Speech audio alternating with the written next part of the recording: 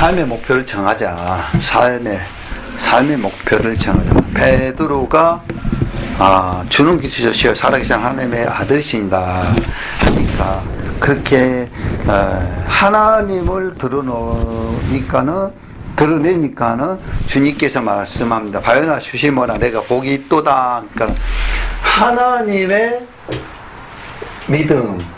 그러니까는 누구에게? 베드로에게. 그러니까 복을 주시니까 베드로가 뭘 하냐? 교회를 세우게 되리라. 그러면은 교회 안에 음부의 세계가 못한다. 목표가 이거 다 정해졌어요. 그러니까 삶의 목표라는 거는 우리가 신앙 고백을 할 때도 마찬가지입니다. 고백이 중요합니다. 그래서 우리가 화살은 정확한 목표를 두고 써야 합니다. 화살이라는 거는 우리의 인생도 가는 방향이 있고 목적이 있습니다. 어떤 사람은 자신의 목적을 물질을 두기도 하고 권력이나 명예를 두기도 합니다. 나의 인생의 방향은 어디이냐?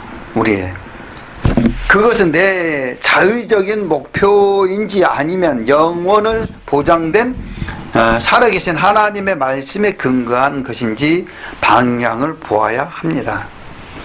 하나님은 우리에게 성품과 소질, 성을 태어나기 전에 선물로 주셨습니다.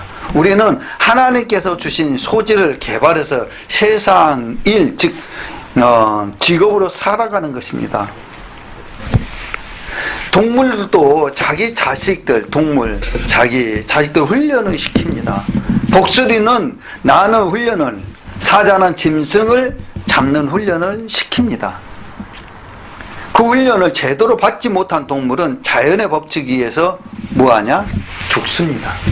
죽는다라는 거예요. 죽는다. 사람도 훈련을 제대로 받지 못하면 무능한 삶을 살든지 아니면 평생 남에게 짐이 되든지 얹혀 사는 인생을 살게 되는 삶은 삶의 방향이 즉 없다라는 것입니다. 이런 사람들은 준비되지 않는 사람은 무능하다. 분명한 가치관과 삶의 목표가 없으면 그 사람은 희망과 소망이 없는 것입니다. 하나님을 모르지만 자신의 성품과 소질을 개발하고 훈련해서 이 세상에서 성공을 했다 하더라도 분명한 하나님의 가르침에 의한 가치관이 아니면 위험합니다. 준비되지 않는 인생은 자기 혼자만 실패하면 되고 자기만 괴롭습니다. 이 세상에서 성공한 사람이 분명한 가치관을 갖지 못하면 주변의 많은 사람들만 고통스럽게 만들 뿐입니다. 분명한 가치관이 있는 사람이 권력을 가진다면 더 많은 사람들을 도운다면 더 많은 훌륭한 일을 해낼 것입니다. 분명한 가치관을 가진 사람에게는 물질이 주어진다면 그 물질로 더 많은 사람을 도울 것입니다. 그래서 택함 받는 자의 사람들에게는 어떠한 사람들이든 간에 삶의 목적을 정해야 합니다. 그래서 삶의 중요한 가치를 정해야 된다. 삶의 중요한 가치가. 그래서 크리스찬들은 신앙 중심이다. 신앙 중심. 우리들은 바로 자기가 가장 중요하게 여기는 것을 중심으로 살게 됩니다. 가장 중요해. 돈을 가장 중요하다고 생각하는 사람은 돈을 중심으로 돈의 노예가 되어서 살게 됩니다. 가정이 중요하다고 생각하는 사람은 가정을 중심으로 살아갈 것입니다. 즉 학교나 공부가 중요하다고 생각하는 사람은 공부를 중심으로 살아갈 것입니다. 저도 보니까는 제 삶이 좀 더 교육적으로 관계된 그런 삶을 살아왔더라고. 어느 날 생각해 보니까 모든 것으로 교육적으로. 그렇다고 많이 배우지도 않고 그렇다고 해서 많은 아는 것도 없고 근데 교육적으로만 계속 해왔던 것을 봤었어요. 지금도 마찬가지예요. 지금도. 자신의 취미 생활이 가장 중요하다고 생각한 사람은 자신의 취미를 중심으로 살아가게 됩니다. 그래서 그 중심으로 살아간 것을 못하게 하면은 그 사람은 화가 나고 짜증이 되고 여러 가지의 불평, 불만을 하기도 합니다. 그러나 우리의 삶에서는, 우리 그리스도인들의 삶에서는 그리스도가 가장 귀한 분입니다. 예수님이. 마태복음 6장 24절에 한 사람이 두 주인을 섬기지 못할 것이니 혹 이를 미워하며 저를 사랑하거나 혹 이를 중히 여기며 저를 경히 여김이라. 너희가 하나님과 재물을 겸하여 섬기지 못하는지라. 두 가지를 섬기지 못한다라는 거죠. 두 가지. 절대 두 가지를 섬기지 못합니다. 마태복음 6장 33절 너희는 먼저 그의 나라와 그의 의를 구하라. 그리하면 이 모든 것을 너희에게 더하시리라. 더한다. 두 가지를 섬기지 못한대. 주님을 가장 중요하다고 믿으면 신앙 중심은 삶을 사는 것입니다. 그러니까 중심적인 것이, 모든 중심적인 것이 신앙이라는 것이에요. 신앙. 내가 하나님 보시기에 신앙 안에서 그렇게 산다라는 것입니다. 그건 중요합니다. 굉장히 중요해요. 그래서 우리들에게는 신앙인들은, 그리스도인들은 바로 주일이 중요하다는 거예요. 주일이. 너무 안타깝다라는 거, 주위에서.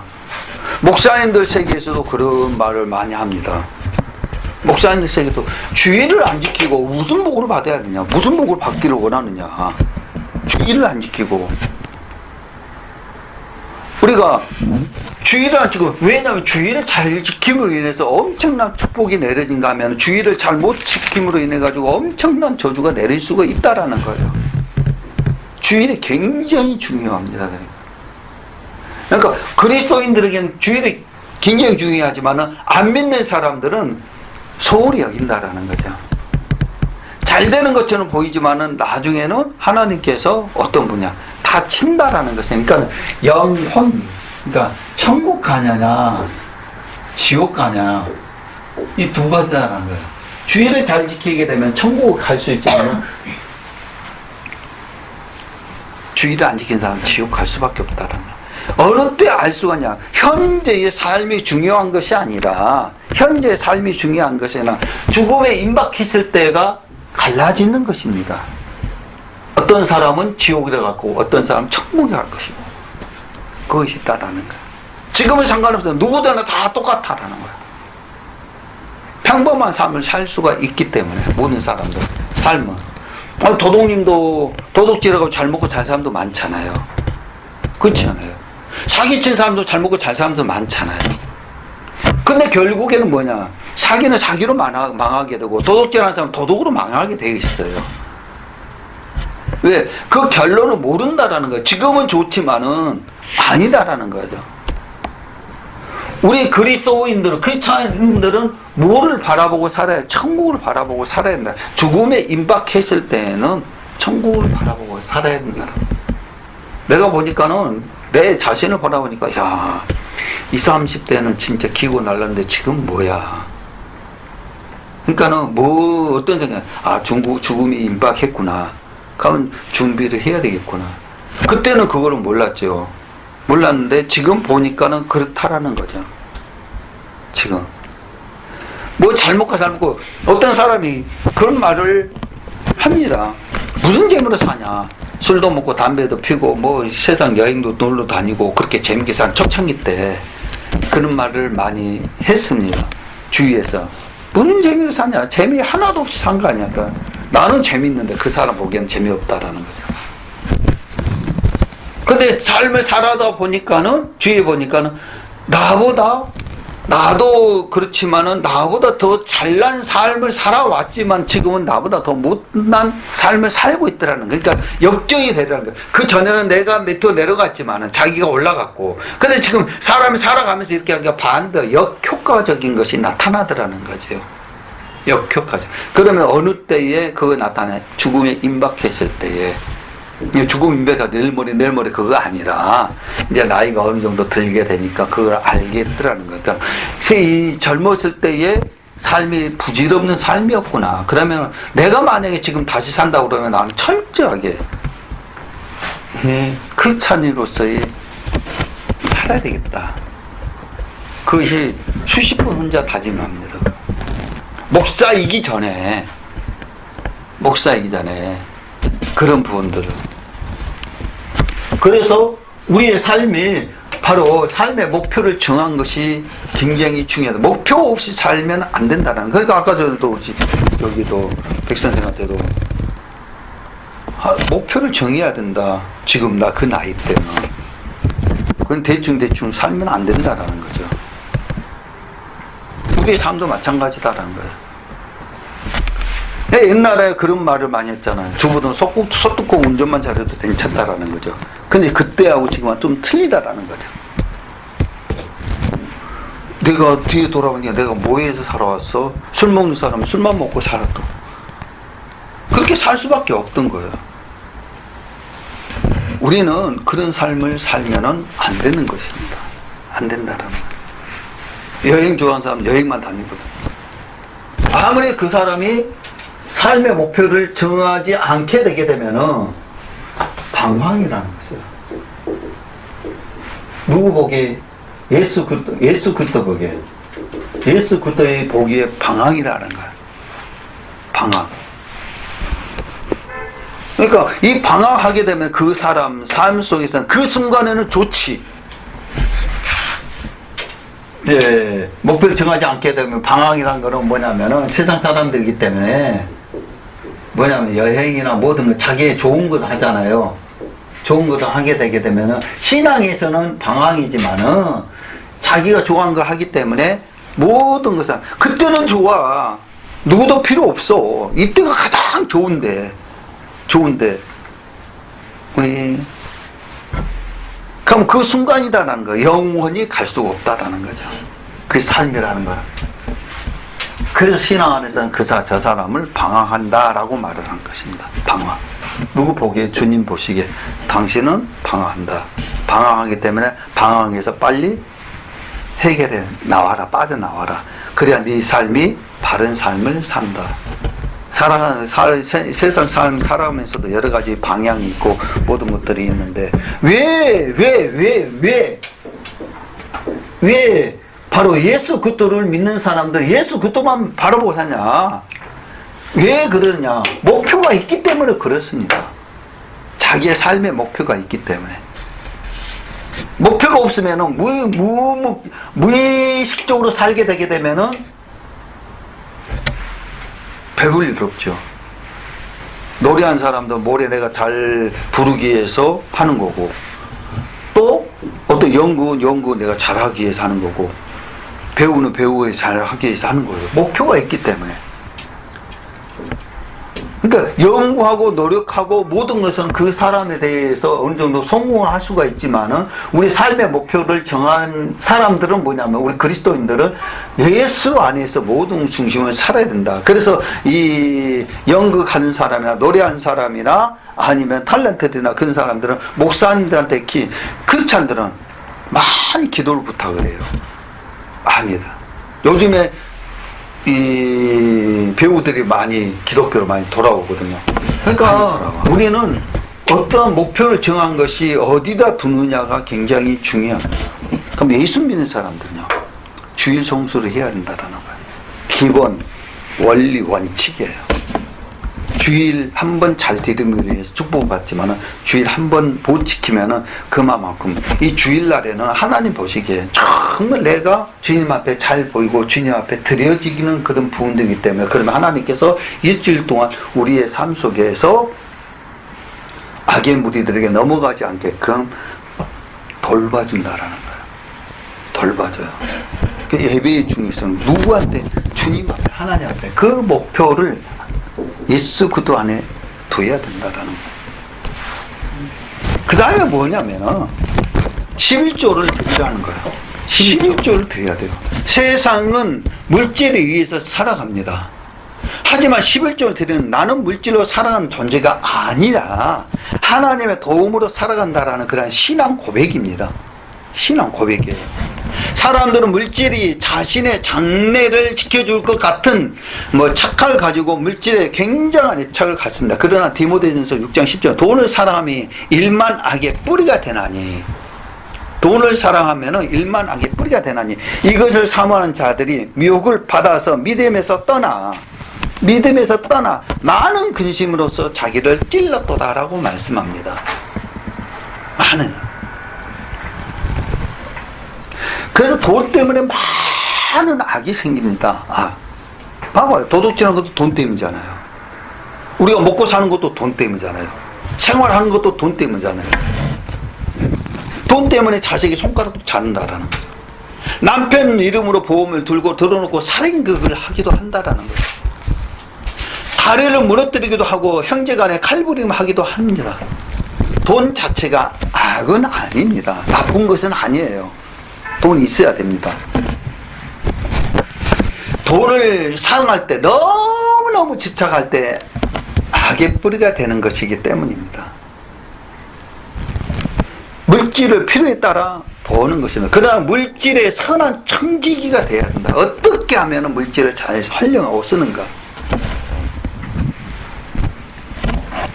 물질을 사랑하는 마음으로 벌면 반드시 하나님을 사랑하는 마음과 충돌하게 되어 있습니다. 그러니까 물질을 너무나 하나님보다도 물질을 더 사랑하게 되면 아닙니다. 목표가 물질이 아니잖아요. 물질이. 그리고 자칫하면 믿음을 떠날 수도 있고 또한 채워지지 않는 욕심으로 불만족한 삶을 살 수도 있습니다. 마태복음 6장 24절 한 사람 두 주인을 섬기지 못할 것이 혹 이를 미워하며 저를 사랑하거나 혹 이를 중히 여기며 저를 경히 여김이라 너희는 하나님과 재물을 겸하여 섬기지 못하느니라. 하나님과 재물을. 말라기 3장 10절의 말씀 보게 되면 만군의 여호와가 이르노라 너희의 온전한 11조를 창고에 들여 나의 집에 양식이 있게 하고 그곳으로 나를 시험하여 내가 하늘 문을 열고 너희에게 복을 쌓을 곳이 없도록 붙지 아니하나 보라. 하나님께서 축복에 대해서 말씀합니다. 인천에요. 어떤 사업자가 있었어요. 사업자. 근데 이 사람이 정말 신앙생활 잘하는 사람이에요. 정말로. 그래가지고 물질이 엄청 벌었어요. 꼭 주일날에는 어떤 일이 있어도 문을 닫았어요. 그 사업장이. 예배 드렸어요. 11절도 철저하고 봉사, 헌신, 모든 것을 다 잘했어요. 하나님이 얼마나 부어줬는지 정말로 감당하지 못하게 물질을 부어줬어요. 너무 부어주니까 또 하나는 뭐냐면 어떻게 하냐. 그러니까는 이 사업자가 일을 처리를 못 해가는 거예요. 거기서 이제. 그러니까는 이제는 한 주 빠진 거예요. 한 주 빠졌을 때는 죄책감이 있어요. 죄책감이. 목사님 죄송합니다. 너무 바빠가지고 이거 안 해주면 안 돼요. 안 돼요. 안 돼요. 그랬어요. 그렇다고 해가지고 이 사람이 믿음이 없는 거, 믿음이 굉장히 좋은 사람이었거든요. 부부지간에 일을 엄청 해가지고 그렇게 모든 것을 교회 중심으로 목표로 교회 중심으로 있다라는 예수 그리스도 중심으로 있다라는 거죠. 엄청나. 그런데 한 주 빠졌어요. 한 주 빠져. 또 가니까 어느 정도 몇 개월 되니까 또 한 번 또 빠져. 두 번째. 또 언제 보니까 또 세 번째. 또 언제 보니까 네 번째 빠지네. 차근차근 빠지더니 나중에는 이제 목사님 죄송해요. 일이 너무 많아서 하나님께 말은 또 잘 하나님께 축복받았다. 축복이 아니에요. 그거는. 주일 안 지키는 축복은 아니다라는 거죠. 그래서 그렇게 많이 해가지고 꼭 그래도 11조를 드렸었어요. 11조는 감사한 거. 그래도 많이 드렸죠. 자기가 수익을 가니까. 그렇게 많이 드려왔는데 어느 날 갑자기 이 죄라는 부분이 어디서부터 부부로부터 생기더라는 거예요. 죄가. 어디서부터. 부부지간에 싸워. 그러니까 네 건 내 건 이제 처음에 네 건 내 거. 처음에 싸우다가 그 다음에 네 건 내 거야. 싸우다는 거. 그렇게 하다가 보니까는 뭐냐면 이제 갈라지는 거죠. 부부지간에. 그럼 부부지간에 갈라지는데 처음에는 합력하여 선을 이루라고 하나님께서 말씀하셨는데 갈라지니까는 그 사업이 어떻겠습니까? 서서히 이제 줄어들어. 일거리가. 그렇게 잘 됐던 거죠. 목사님이 뭐 권면 안 했겠습니까? 권면 많이 했죠. 그렇게 하면 안 됩니다. 안 됩니다. 안 됩니다. 했는데 서서히 부부지간 어떻게 했나? 이혼했어요. 사업은요 쫄딱 망했죠. 거지도 그런 거지가 안 됐죠. 실질적인 거예요. 다시 이쪽 교회 처음에는 청피해서 못 간 거예요. 이제 자존심이 있으니까. 자존심이니까 못 가니까 나중에 목사님 찾아가고 그래가지고 왔는데 그때 내가 왜 망한 다음에 하나님께 축복이 있었으면 그 축복을 계속 주 예수 그리스도를 위해서 살아가면은 유지가 됐을 텐데 쫄딱 망한 다음에 그때 후회하냐 이거죠. 후회하기 전에 우리는 바른 신앙을 가져야 된다라는 거예요. 후회하기 전에. 후회해놓고 가면 뭐 하냐고요. 필요 없지.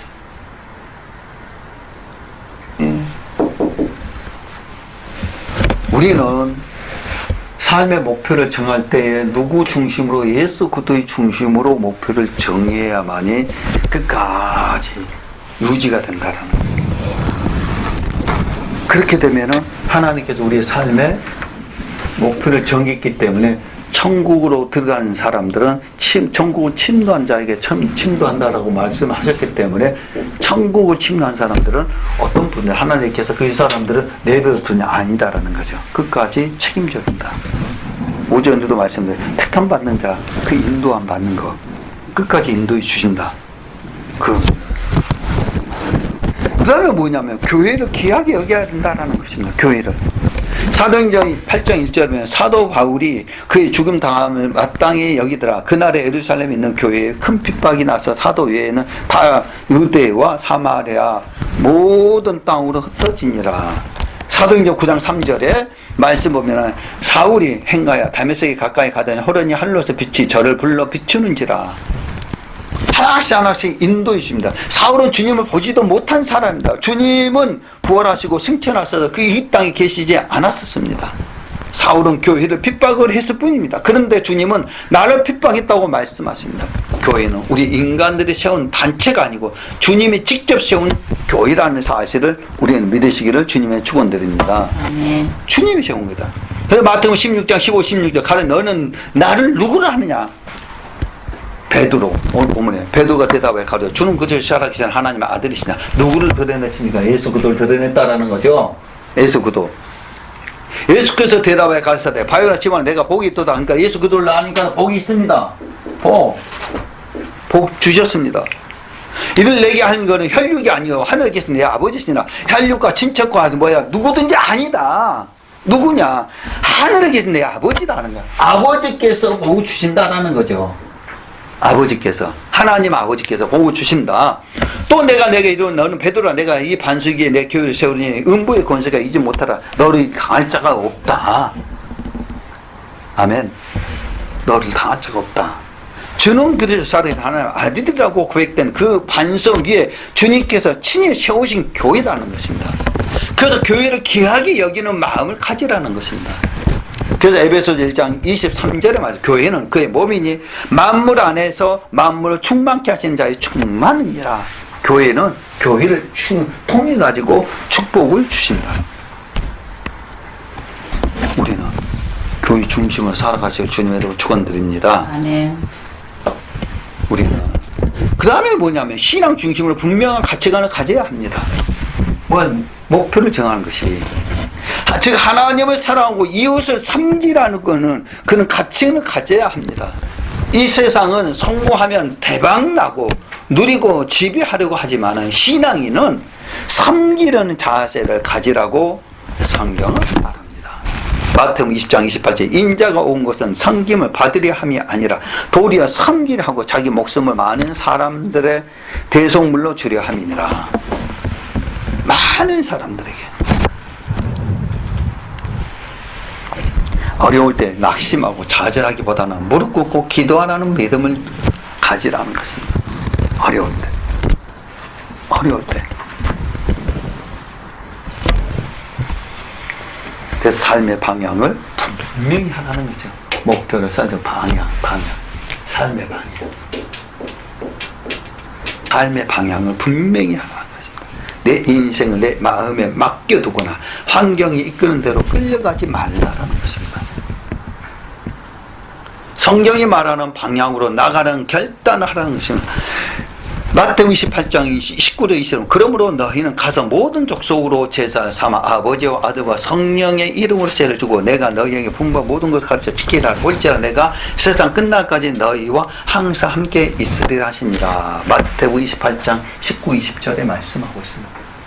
마지막 때까지 너희와 함께 하시리라.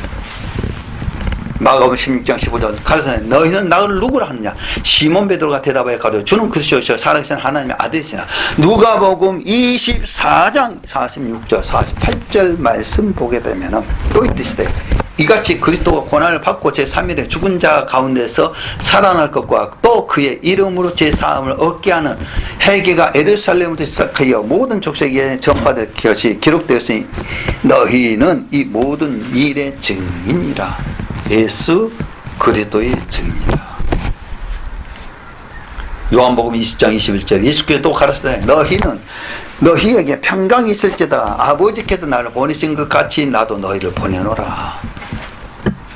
사도행전 1장 8절의 말씀 보게 되면 오직 성령이 너희에게 임하시면 너희가 권능을 받고 예루살렘과 온 유대와 사마리아와 땅끝까지 이르러 증인이 되리라 하십니다. 삶의 목표를 정하고 나의 목표도 정확하게 정해야 합니다. 디모데전서 2장 4절 하나님은 모든 사람이 구원받으리며 진리를 아는 데 이르기를 원하시느니라. 진리, 하나님 말씀, 진리라.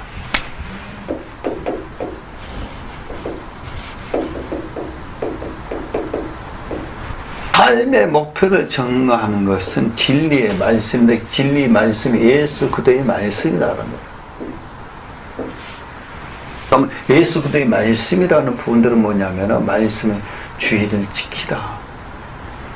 주의를 지키라. 주의를 안 지키면 안 된다.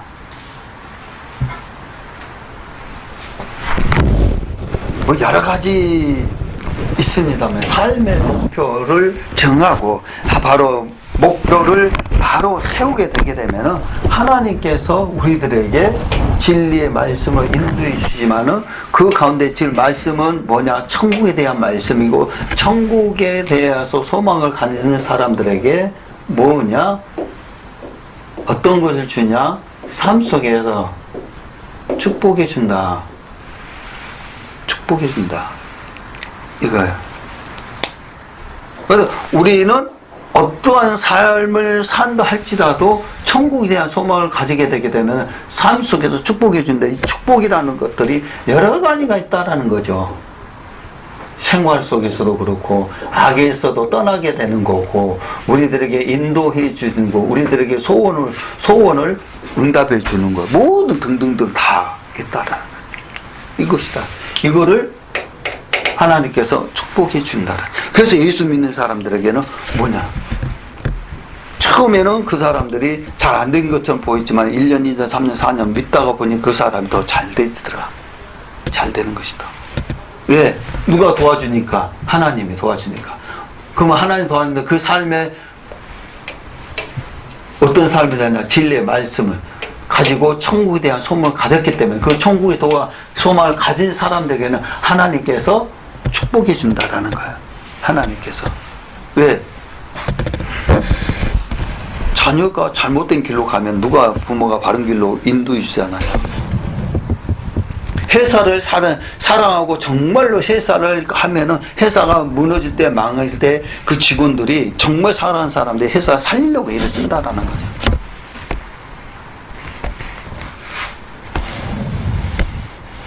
성경이란 하나님의 성령이 우리 안에 거하고 계심을 분명히 말하고 있습니다. 성령이라는 것. 성령은 요거는 영에 대해서 말하는 것이고, 생각은 인간이 말하는 거고, 그럼 영의 생각과 인간의 생각과 다르다라는 거죠. 다르다라는 거야. 그러면 영의 생각은 인간을 초월하는 거고, 인간의 생각은 영을 초월하지 못합니다. 초월하지 못해요. 성령이 우리 안에 분명히 계심을 믿고 나가면은 우리 삶 속에서 하나님께서 천국의 축복으로 인도해 줍니다. 그래서 성령 받으라라고 말합니다. 그러면은 하나님 뜻대로 살라. 내 삶의 목적을 보이는 곳에다 두지 말라라는 것입니다. 보이는 것은 잠깐 있다가 없는 곳입니다. 잠깐 있다가. 내 안에 내 삶을 인도하시는 누구에게? 성령님께 나의 삶을 의지해야 됩니다. 성령 의지합니다. 그리고 말과 행동을 통해서 그분의 나의 삶을 통해서 많이 드러나는 삶을 통해서 귀한 삶의 목적을 가지라는 것입니다. 성령 안에서 목표 가지라는 것입니다. 이러한 삶의 목적을 바로 뭐냐?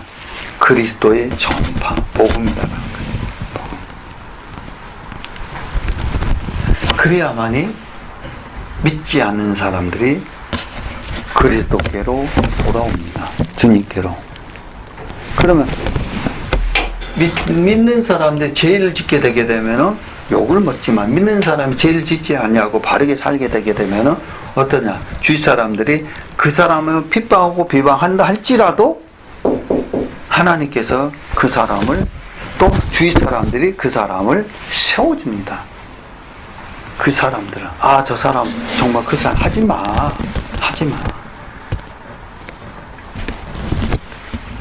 우리의 삶 속에서 목표가 없으면 안 되는 것이다.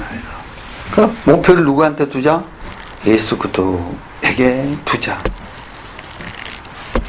그래서 이 교회의 목표, 예수 그리스도의 목표, 주일날 예배 드리는 그런 목표, 모든 것들이 누구를 위해서? 여호와를 위해서, 주님을 위해서 하기 때문에 그런 삶을 살 때 하나님께서 우리들을 인도해 주시고, 하나님께서 우리들에게 어떤 상황이 온다 할지라도 바른 길로 인도해 주십니다.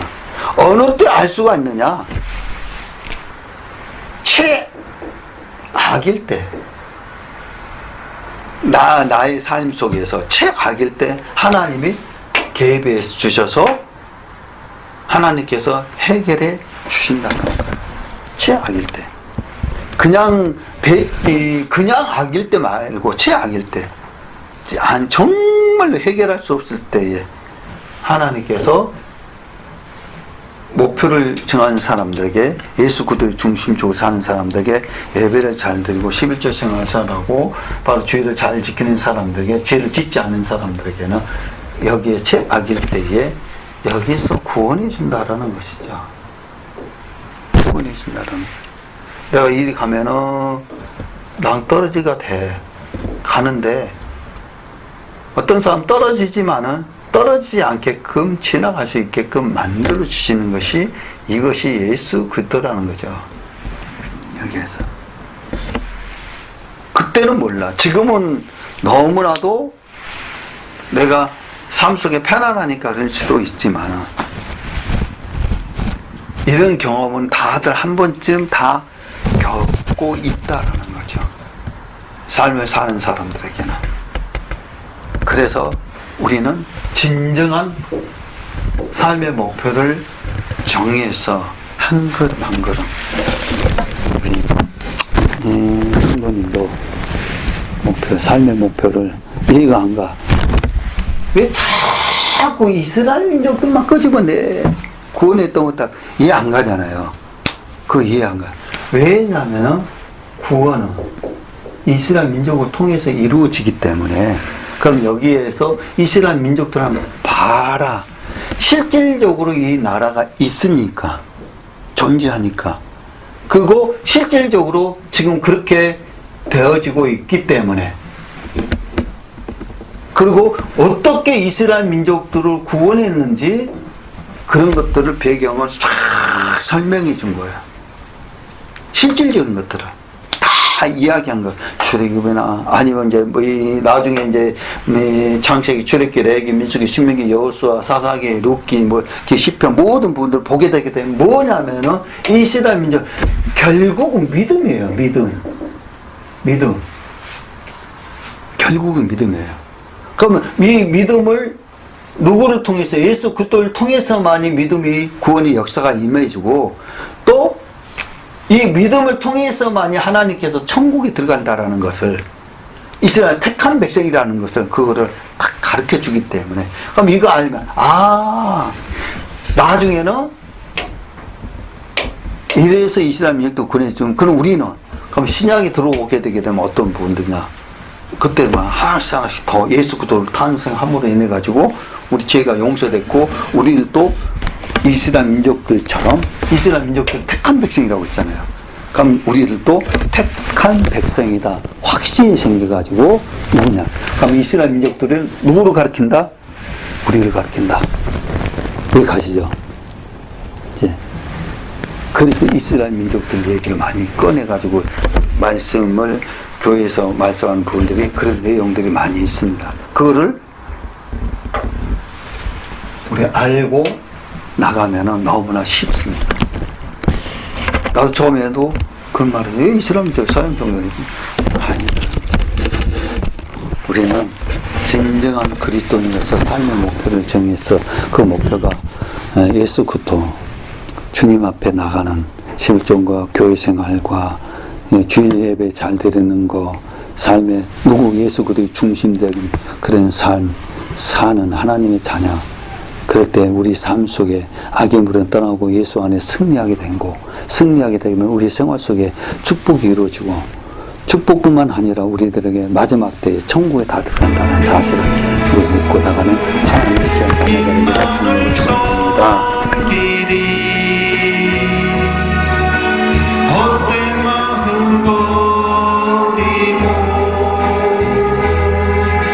성령